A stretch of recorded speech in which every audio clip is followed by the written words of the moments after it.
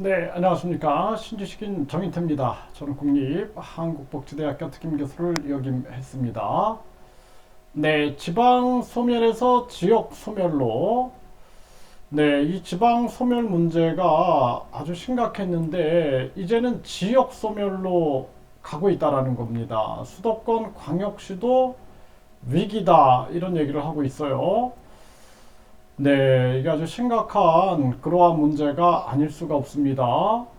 네, 소멸 위기 지역 중 소멸 우려 지역이 50곳인데 소멸 가능성이 가장 높은 소멸 위험 지역은 9곳이다라는 것입니다. 네, 그래서 지역별로는 전남이 13곳, 강원이 10곳, 경북이 9곳, 전체 소멸 위기 지역 54.2%를 차지했다라는 것입니다. 네, 심각한 문제가 아닐 수가 없어요. 네, 그래서 소멸 위험 지역 경우는 인천 옹진군을 제외하면 모두 비수도권 군단이었지만 소멸 우려 지역 수도권인 경기도 가평군, 연천군, 인천 강화군을 비롯해서 광역시인 부산 서구, 영도, 울산, 동구 등도 포함이 됐다라는 것입니다. 네, 그래서 이 비수도권 군 단위 지역뿐만 아니라 수도권 광역시로 확산하면서 지방 소멸이 이제 지역 소멸로 변화하고 있다라는 거죠. 심각한 문제가 아닐 수가 없습니다. 네, 그래서 수도권 기업이 비수도권으로 이전할 경우에는 법인세를 7년간은 100%, 이후 3년간은 50% 면제하는 제도를 적용하고 있다라는 것입니다. 이게 이제 사실상 너무 늦었습니다. 이게 우리나라가 전체적으로 일단 가장 큰 문제는 1류대, 2류대, 3류대, 지방대, 이 학벌주의 문제예요, 학벌주의.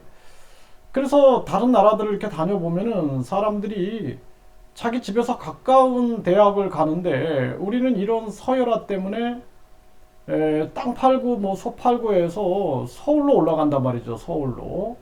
그러니까 젊은이들이 다 서울로 가고 기업들도 수도권으로 몰리다 보니까 수도권은 과밀 현상이 일어나게 되고 결국에는 지방은 소멸이 돼 버리는 거죠, 지금.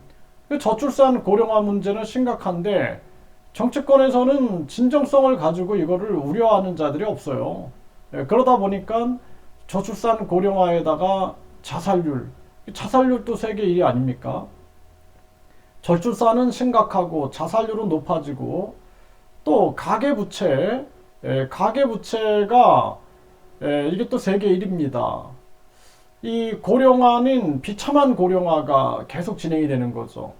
그러니까 이 나라를 바꾸기 위해서는 국민 투표 시민 발안제 아니면은 바꿀 수가 없어요. 그래서 국민 투표를 활성화해야 합니다. 그래서 이 권력을 대통령이 쥐고 또 국회가 쥐고 관료들이 쥐고 있는데 이 권력을 국민에게로 분산시켜 가지고 국민 투표 시민 발안제 50만 명의 국민이 동의하면은 국민투표에 붙일 수 있는 국민투표 시민 발안제를 시행해야 한다라는 것입니다. 그렇지 않으면은 대한민국에는 미래가 없어요. 미래가.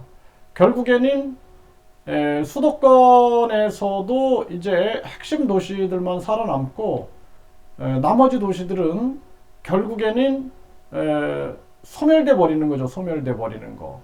그리고 이제 미국 같은 경우 메이드 인 아메리카 정책을 통해서 한국의 기업들을 미국으로 끌고 가기 때문에 기술자들도 끌려가고 유학생들도 가고 또 그 부모들이 상속세 증여세가 167억 이하 없기 때문에 투자 이민을 가는 거예요. 투자 이민. 그러니까 결국에는 젊은이들이 여건이 되는 젊은이들은 한국을 떠나버리는 겁니다. 이런 정황들이 펼쳐지는 거죠. 그래서 이 한국이 심각한 문제가 아닐 수가 없다. 가장 큰 문제는 정치인들이 기득권을 내려놓지 않는 거예요. 법을 국회의원들이 만들고 그들이 기득권을 내려놓지 않기 때문에 국회의원 국민 소환제도 안 되고, 이 나라는 국회 해산 국민투표제, 또 국민투표 시민발언제, 이런 제도가 안 되기 때문에 많은 국민들이 절망에 빠지게 되는 것입니다. 세상을 바꿔야지 세상이 변화되는데 세상을 꽉 잡고 있는 거죠. 정치꾼들이 정당보조금, 선거보조금, 선거보전금, 또 특할비 이런 걸 쥐고 세상을 완전히 자기들만의 세상으로 만들어가고 있다는 거예요.